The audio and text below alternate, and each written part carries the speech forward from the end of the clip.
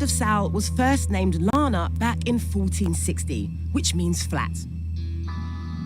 But beneath this arid landscape, there was something to be found. Something that would change the destiny of this place forever.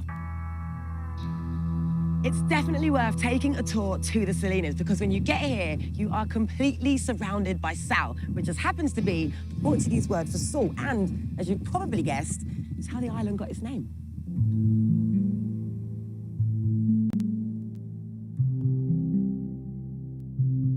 The word Salinas roughly translates to salt mines. In this age-old technique, seawater is allowed to stand in ponds, and as the water evaporates, it leaves behind solid salt crystals. Here is like a rock now. Yeah, it is. Yeah.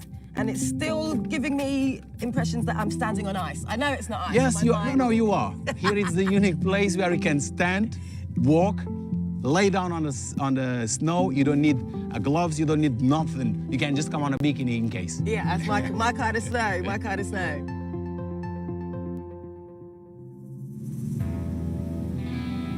Salt mining was the main industry in Sal for many years.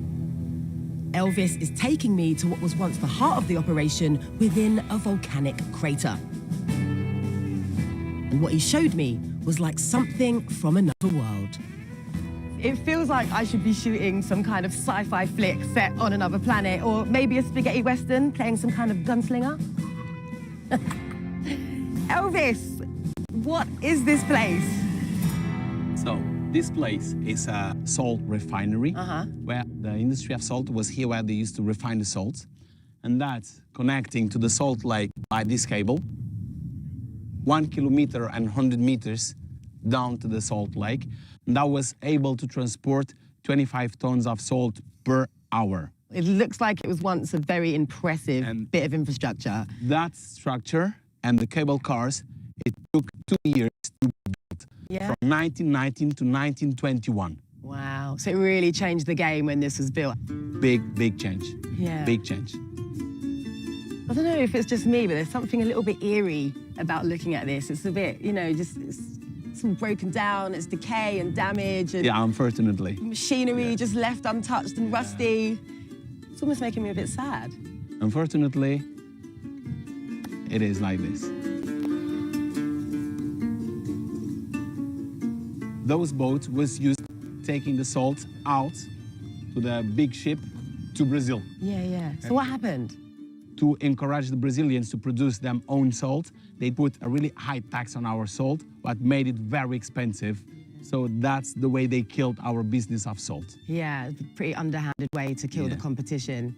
So when things started to decline and, you know, the operation started to close down, what was it like for the people living here? Quite a few business collapsed, but lucky us was when the airport had the international certification. So many people had the opportunity to find a job at the airport. So the airport did solve a problem of many people.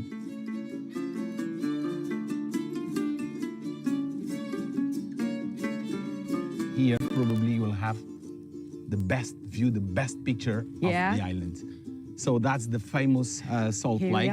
That's the unique around the world, inside on a extinct volcanic crater. It is one of the 7 wonders of Cape Verde. You see, it makes like 900 meters long, and it's around 2 meters under sea level. Yeah, and I'm just checking, you did say extinct, right? Extinct volcanic crater. Yeah. Well, I've got to say, as far as views go, this is pretty spectacular. It is. And I'm loving all the colours. You've got the pinky, kind of purple hues at the bottom, the white ice. Yeah. Still looking like ice to me. For the ice, yeah, the rusty mountains, the blue sky, the greenery. It's just such a beautiful mix of colours. So it was this lake inside this crater where the salt was mined, and then began its journey up the cable cars that Elvis told me about. And now it's evolved into quite a fun tourist attraction where getting in the water here is said to be like taking a dip in the Dead Sea. So you don't really swim, but you can float and bob around. And as I'm here, it'd be rude not to give it a go, right?